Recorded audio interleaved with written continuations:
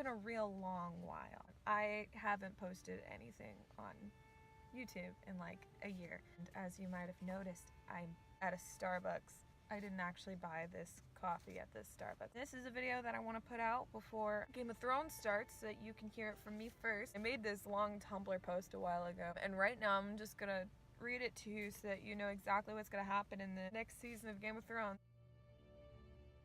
I have everything. I have their scripts and screenshots. I'm not going to give you evidence that I have any of that. I'm just going to tell you that I have it. Season 8 opens on the north. Jon and Dany are arriving in Winterfell with just enough time to properly introduce Dragon Mama to the Stark sisters and then get acquainted with one another. Fun, blah, blah, blah. That's literally what's written. Halfway into the episode, we get to see the army. We see the army of the dead approaching Winterfell through Bran's eyes. Jon's all, we gotta square up in all caps.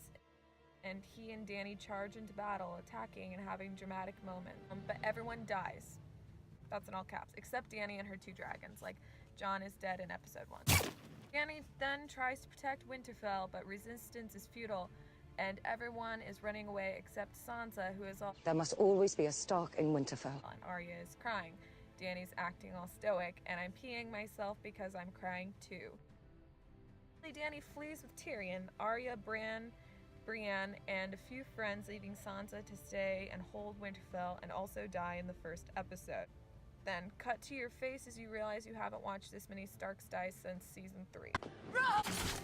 Arya, Bran go off and do their own thing, find some nice island to hang out on and not die, while Dany and her dragons settle elsewhere.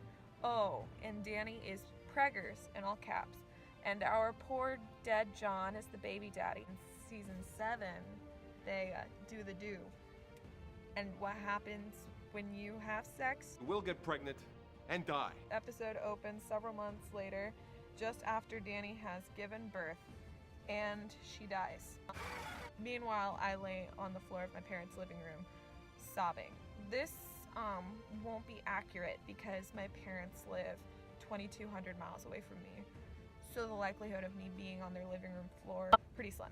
Tyrion soon finds that pretty much everyone has disbanded and now their queen is dead, and he's all, quote, now what? I'll tell you what, he takes this little baby and decides she needs to be under the care of her family, and her family being the Starks, because even though a lot of Starks are dead, they're still not as dead as the Targaryens.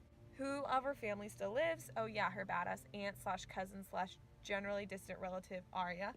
And he sets out with Rhaegal to find her because Drogon is being super uncooperative at the moment. You can bet that there will be a few more time lapses between now and when Tyrion finds Bran and Arya. Eventually, once he gets there, they agree to raise this little baby on tales of her mother and father, and also Arya teaches her how to become a faceless woman and kick-ass fighter.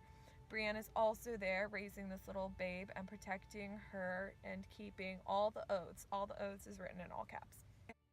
So now we fast forward a few years, and Bran notices the cool tropical island they've been inhabiting has been getting colder. No one else has noticed. And that the Night King has been moving further south, freezing the ocean even. Suddenly, no place left in the world is safe, and they have to do something. Do is in all caps. Good thing little baby is the princess that was promised. I mean, death born amidst salt and smoke. Maybe Dany took refuge on Pike, but it would have been on an island, so like salt water. This is my reasoning behind why this baby is the chosen one or whatever. She could not have been conceived if Jon had not been brought back from the dead, or if Dany did not have the power to burn or raise dragons.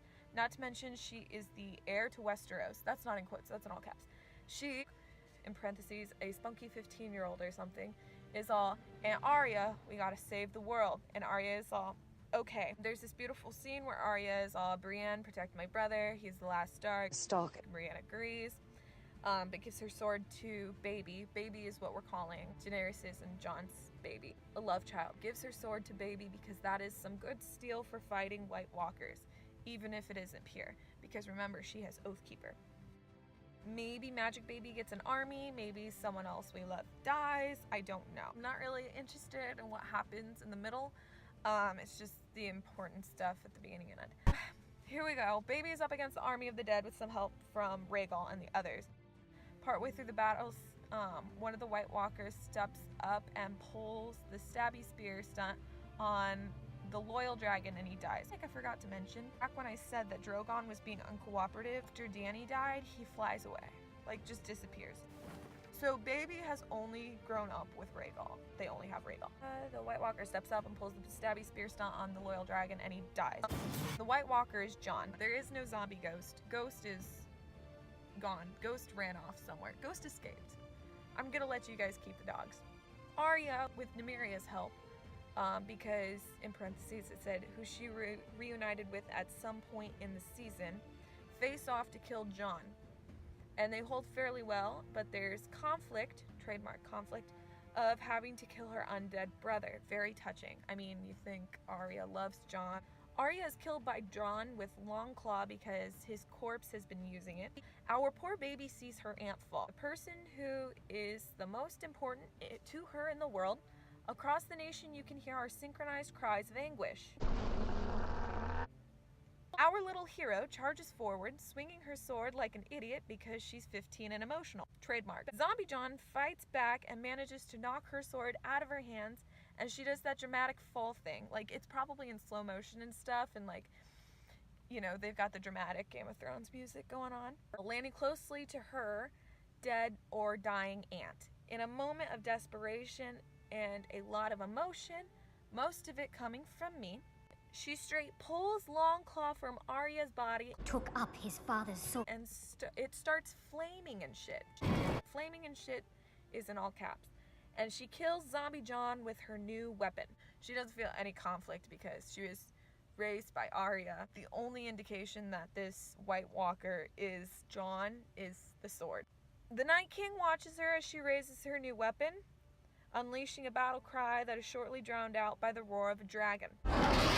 Yes, MF Drogon, and we all know what MF means, emerges to protect our little babe, who we all have grown to love, and we just want to see her safe.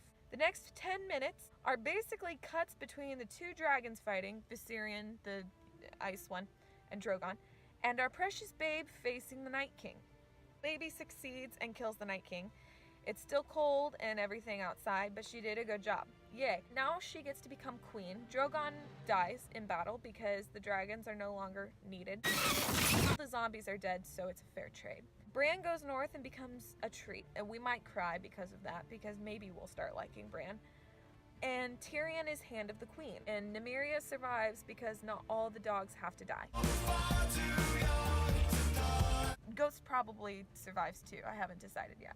That is my prediction of what will happen in season 8 of Game of Thrones. Let me know what you think, or don't if you disagree with me. I've never written a TV show, but I feel like I'd be really good at it. I am going to dedicate this video to Emilia Clarke. After a couple years of watching Game of Thrones and realizing that I am a strong, confident woman, I quit waxing my eyebrows. Sometimes I don't even pluck my unibrow, which is great. If Starbucks wants to give me money or just free coffee, it's brought to you by Starbucks.